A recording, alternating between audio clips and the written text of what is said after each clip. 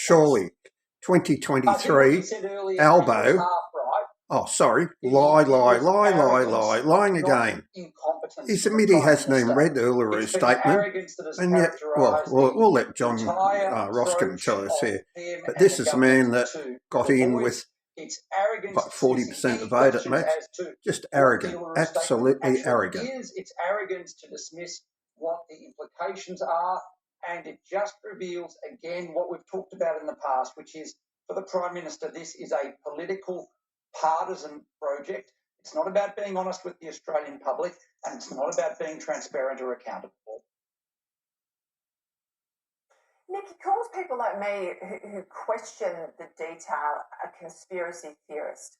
Now, cast your mind back when Malcolm Turnbull was Prime Minister and he considered the voice that went to Cabinet.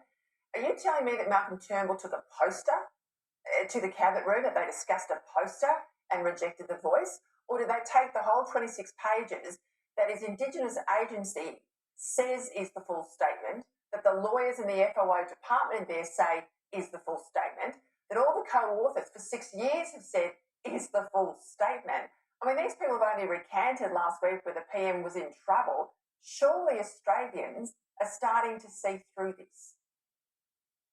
Yeah, well, the word conspiracy theorist these days, or the words conspiracy theorist, is just another way of trying to win the argument without actually getting into the argument. It's the same with, throwing around words like misinformation or even racist.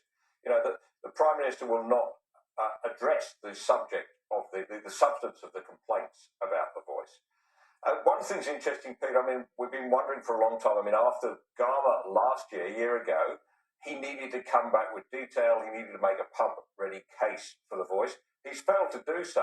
I think it's clear now, after that remarkable interview, that he just doesn't know the detail. So he just hasn't got his head around it. He expected to go through on the vibe.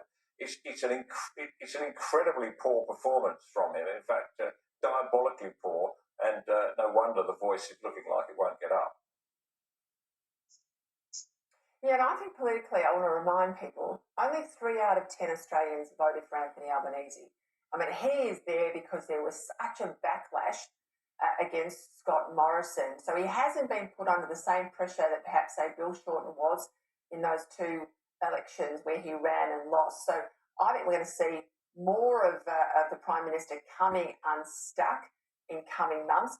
Just before we leave this issue, if I can, John, the IPA has been cancelled online for things you've posted about the No campaign. I've got a great big sort of no sticker now slapped across my editorials online by Facebook. This is what's coming to ordinary Australians, though, isn't it, if this misinformation, disinformation legislation gets up? Ordinary citizens are going to be censored by the government, by big tech. And the question is, where is the outcry from the media? When Julia Gillard attempted to censor the mainstream media, there was an uproar.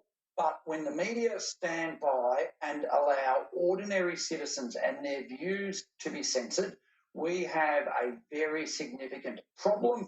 And it's remarkable that the government thinks it can get away with it, and it has to withdraw the legislation because this cannot stand.